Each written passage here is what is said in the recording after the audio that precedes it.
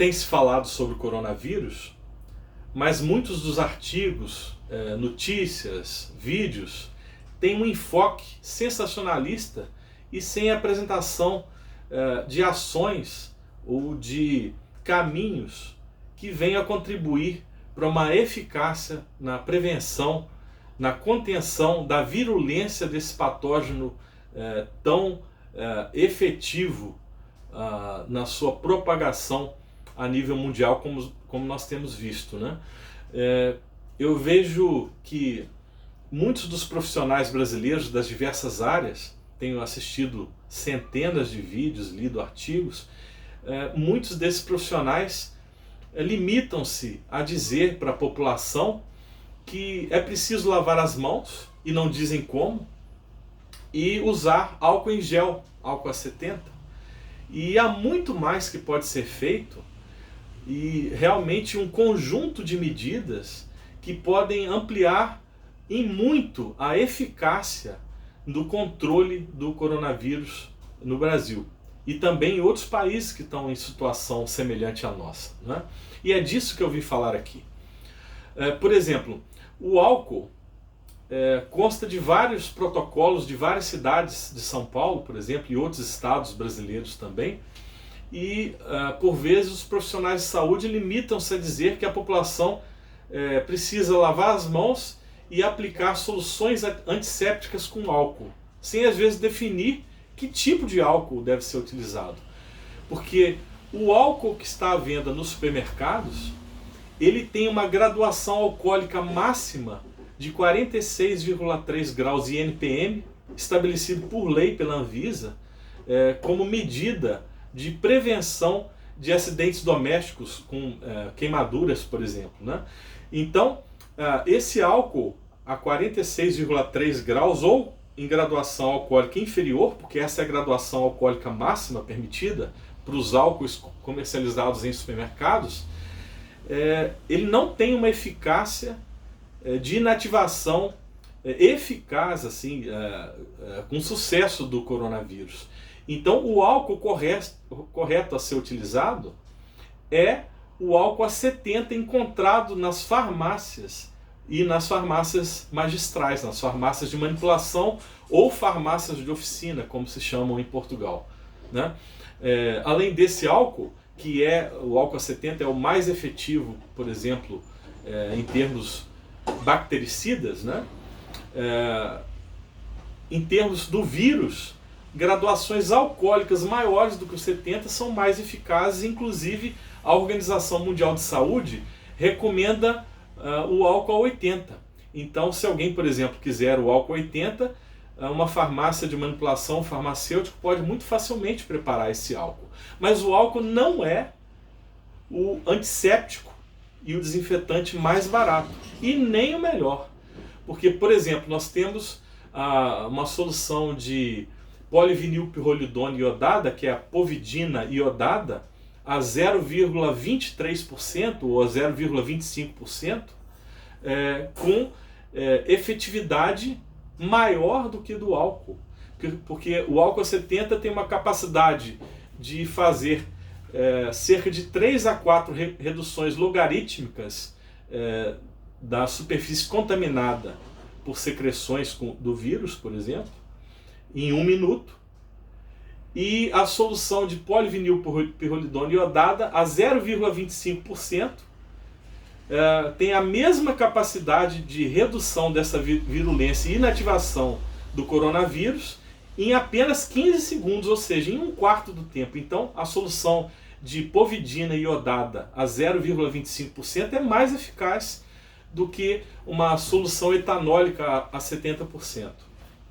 Mas além dessas, por exemplo, nós temos também as soluções de peróxido de hidrogênio a 0,5%, que também tem uma efetividade semelhante às soluções alcoólicas a 70% e é muito mais barato.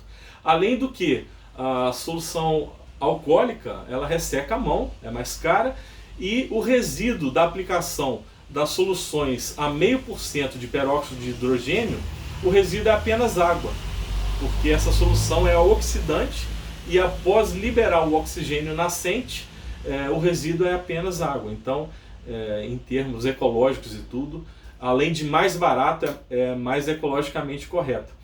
E é baratíssima a solução de peróxido de hidrogênio.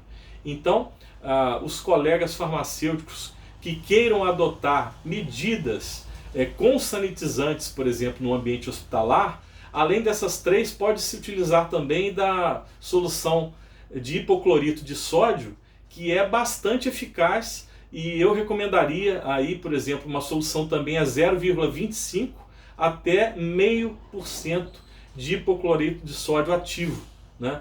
Normalmente o hipoclorito é comercializado em solução a 5%, então essa solução poderia ser diluída 20 vezes para uso hospitalar nas superfícies, por exemplo, em bancadas, no chão, na limpeza dos leitos, das alas, né, de pacientes infectados pelo coronavírus, ou também a limpeza dos ambientes em casa, né, no domicílio onde o paciente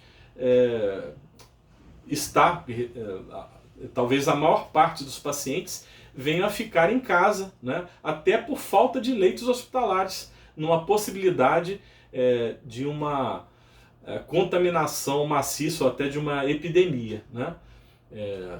Nós temos que considerar essa hipótese, né? Então, os farmacêuticos são profissionais essenciais nesse momento para as equipes multidisciplinares em saúde, e é importante assim, a observação desses agentes antissépticos e desinfetantes para montar protocolos de sanitização dos ambientes hospitalares ou de antisepsia do paciente.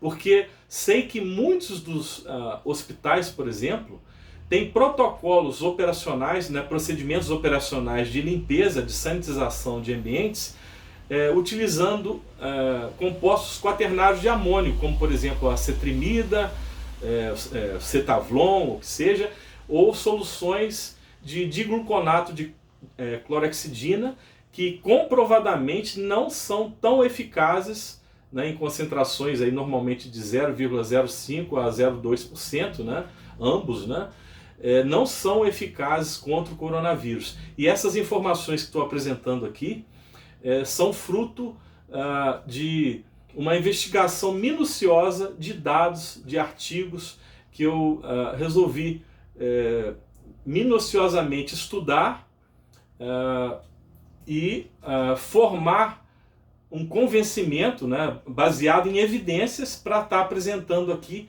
um protocolo preventivo para atuação contra o coronavírus nos ambientes hospitalares, nas unidades básicas de saúde e também nos domicílios de pessoas que estejam infectadas pelo coronavírus. Isso é de extrema importância. Então, por exemplo, nos ambientes hospitalares em que o procedimento operacional é a utilização de compostos quaternários de amônio, isso precisa ser revisto. E a equipe multidisciplinar de saúde precisa aí da ajuda do farmacêutico para montar um protocolo de uso de outras soluções antissépticas e desinfetantes, aí a solução etanólica de álcool a 70%, a solução de peróxido de hidrogênio a 0,5%, a solução de hipoclorito de sódio a 0,25 até 0,5%, né? E soluções de povidina iodada 0,25%. Essas 4 soluções eu recomendo e creio que o bom uso deva ser através de uma rotação desses sanitizantes. Por exemplo, pelo menos 2 vezes por semana, alternar o sanitizante por um outro, justamente para inibir qualquer possibilidade do vírus que ali está, naquele meio, né, naquele ambiente, possa ter algum tipo de adaptação àquele sanitizante e algum tipo de resistência, né, vindo a ficar mais virulento ainda. Então isso daí é uma medida que é preciso ser pensada. Então sugiro aqui aos farmacêuticos brasileiros, aos farmacêuticos portugueses e farmacêuticos colegas de outros países também que se encontram na mesma situação, e também profissionais da área de saúde, de diversas profissões, que sejam bastante criteriosos na avaliação do uso correto desses sanitizantes e nessas dosagens que eu aqui detalhei, né? Esses materiais, esses estudos, esses artigos científicos através dos quais assim eu formei essa opinião e me embasei para estar formalizando esse protocolo de uso, né? Eu vou disponibilizar na minha conta do Instagram, no meu canal do Instagram, num grupo, né?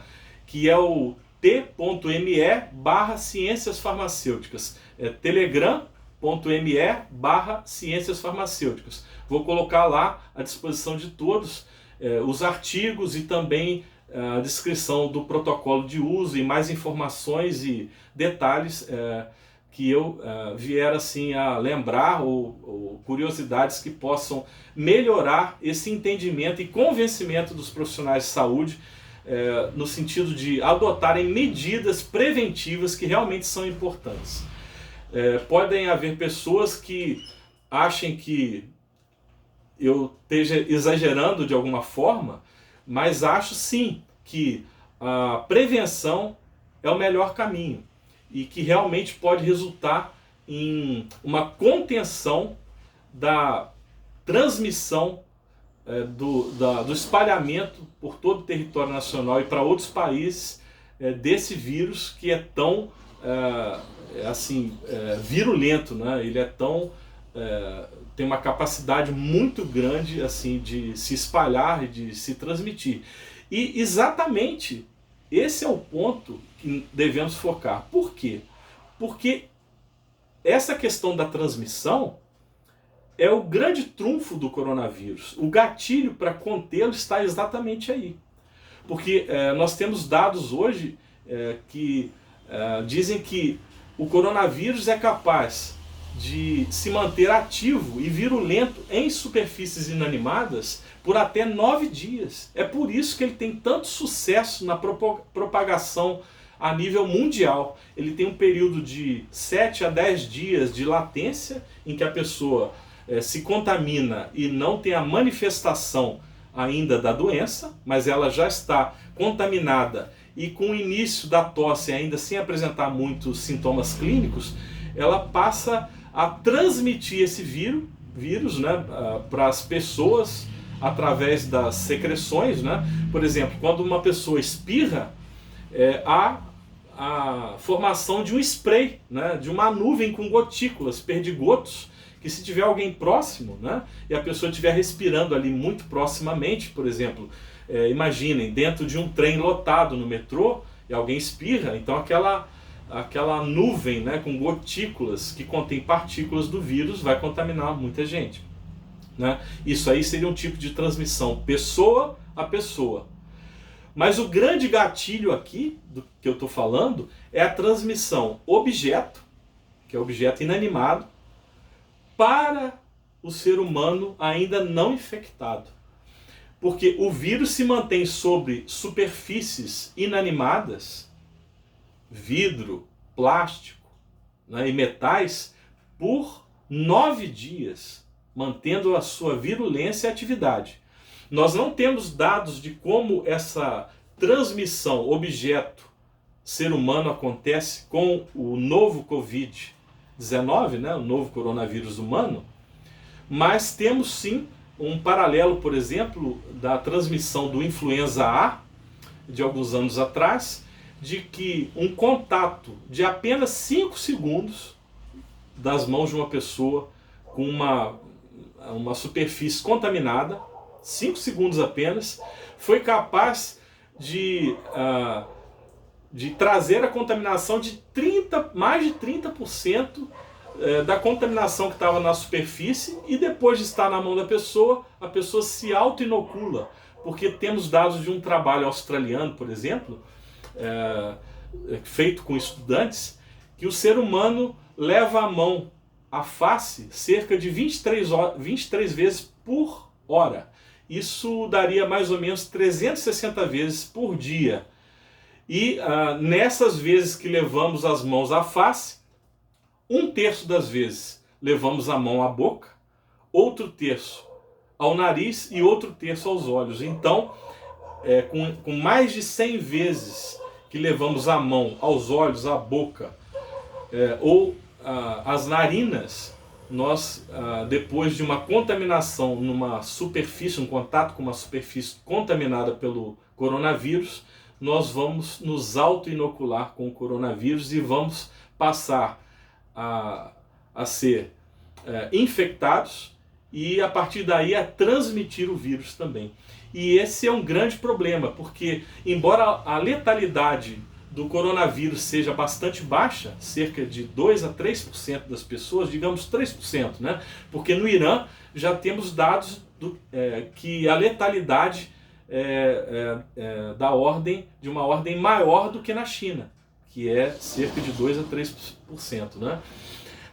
Então, embora a letalidade seja baixa, aquelas pessoas da base da pirâmide que têm apenas leves sintomas, como a gripe, e que não vão chegar à letalidade, essas pessoas são verdadeiras transmissoras do vírus, do coronavírus, e por essa baixa manifestação, às vezes essas pessoas não se importam tanto com a questão da prevenção e com a questão da desinfecção e antisepsia das suas mãos e desinfecção dos objetos e bancadas, enfim, de todas as superfícies que a pessoa toca. Então, eu recomendo, num protocolo, o uso desses 4 agentes antissépticos e sanitizantes nas concentrações recomendadas, que eu vou colocar aqui também abaixo desse vídeo, né, para que todos possam ter acesso.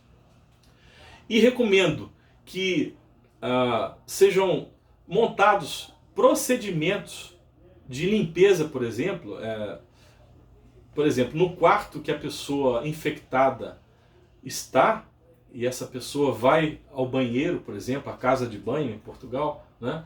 E quando a pessoa toca na maçaneta da porta, ou quando utiliza o interruptor para acender a luz do banheiro ou de um outro cômodo da casa, ou no hospital, ou quando segura a grade de proteção do leito no hospital, ou a sua mesinha de cabeceira onde tem seus pertences, seus objetos pessoais, e esses objetos e também a mesa de cabeceira e tudo que a pessoa toca pode sim ter contaminação através das secreções, e se houver uma boa sanitização com esses agentes, e há que se pensar em atacar, em focar na desinfecção de objetos inanimados de uso coletivo, como por exemplo, é importante lembrar, né, nos ônibus e metrôs, né, eu recomendo aos colegas farmacêuticos,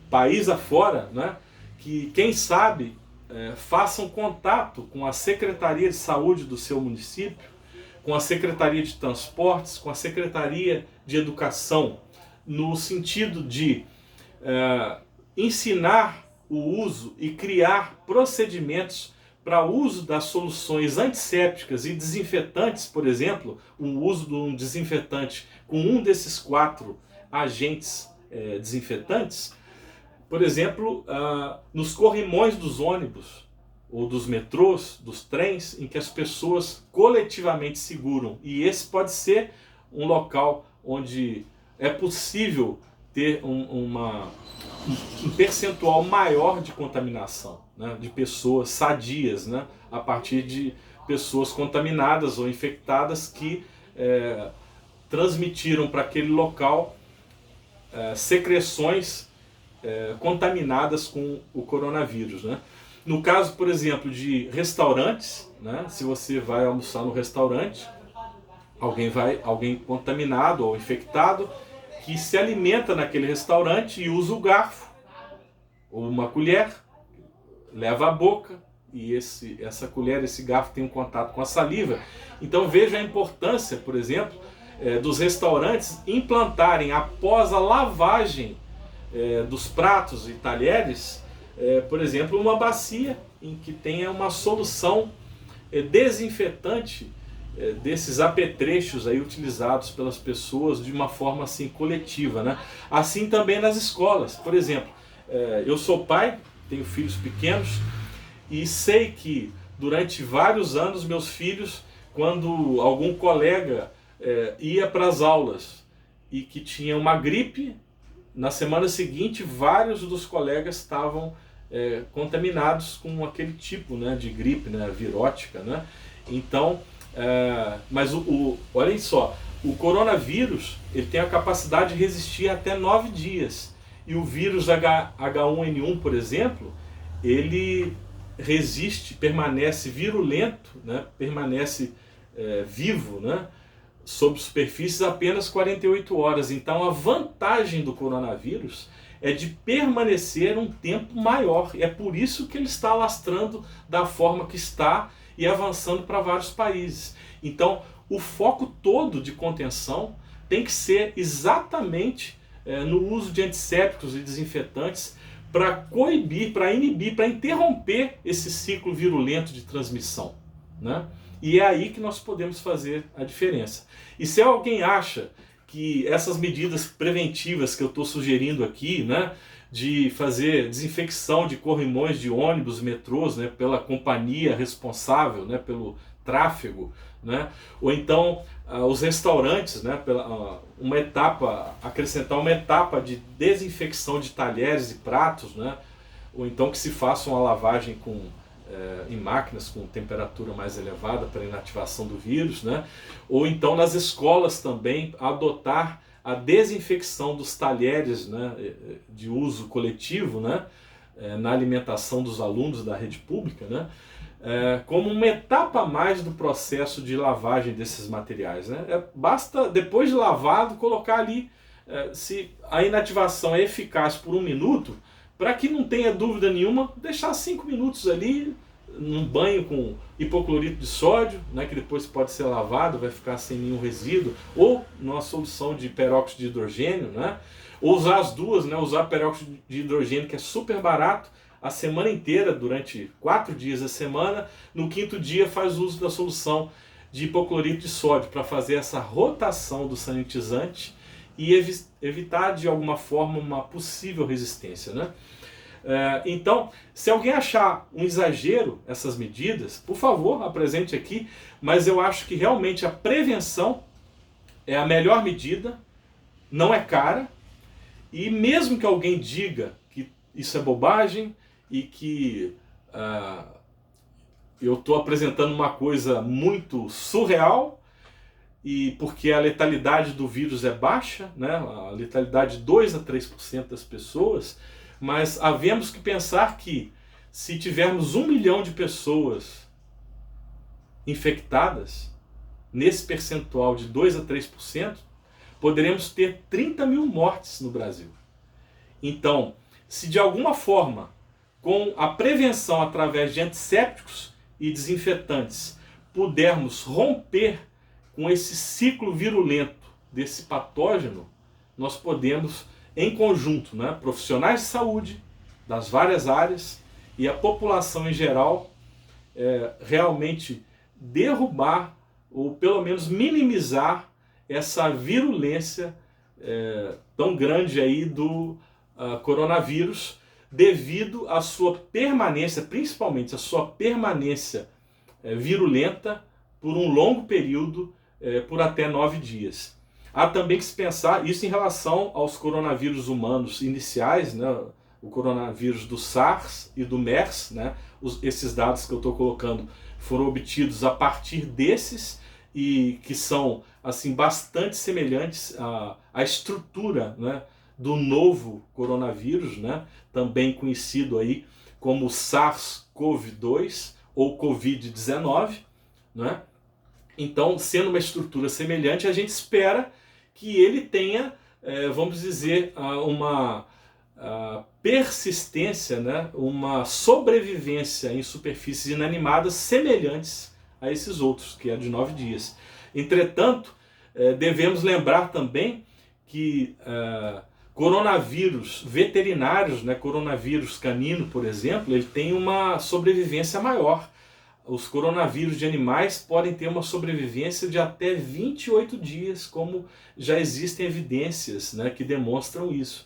Então, esse novo coronavírus pode ter até a chance de ter uma sobrevida maior do que os 9 dias, né, coisa que não queremos, mas que podemos tentar derrubar através de medidas, né, através desse protocolo que eu proponho aqui, que é de desinfecção de locais em que várias pessoas tocam, né, e principalmente os locais, né, nas cercanias da pessoa infectada, das pessoas infectadas, nos locais de recebimento dessas pessoas nas unidades básicas de saúde e também nos hospitais. E também um cuidado, claro, um cuidado todo especial com os profissionais de saúde que lidam, que vão estar recebendo essas pessoas, todos os profissionais de saúde e também as pessoas da limpeza, muito importante isso. Havemos que pensar também nos indígenas que vão à cidade e que estão isolados, por exemplo, nas suas aldeias, né? E em contato com o ser humano da cidade, é importante que quando ele retornar para a aldeia, ele faça uma antisepsia das mãos, bem feita, usar quaisquer desses 4, né, agentes antissépticos que eu citei e fazer a desinfecção dos materiais que leva para a aldeia, que é o local mais isolado e que, se houver cuidado, pode ficar isento dessa infecção, né, desde que haja um cuidado de não levar para lá isso, né, a questão dos indígenas e quilombolas, né, comunidades indígenas e quilombolas que estão mais afastadas aí do ambiente urbano, onde uma maior aglomeração de pessoas favorece imensamente o coronavírus, né? Bom, espero ter esclarecido. Os materiais deixo aqui abaixo, os contatos das minhas redes sociais, do meu canal e do Telegram, onde vou disponibilizar esses materiais, esses artigos científicos que foram base para esse vídeo, e também a postagem de novos materiais. E outra questão importante também que posto num próximo vídeo é a questão de como lavar bem as mãos. Existe um protocolo da Anvisa para isso e espero demonstrar no próximo vídeo. Um abraço a todos, estou à disposição para quaisquer esclarecimentos.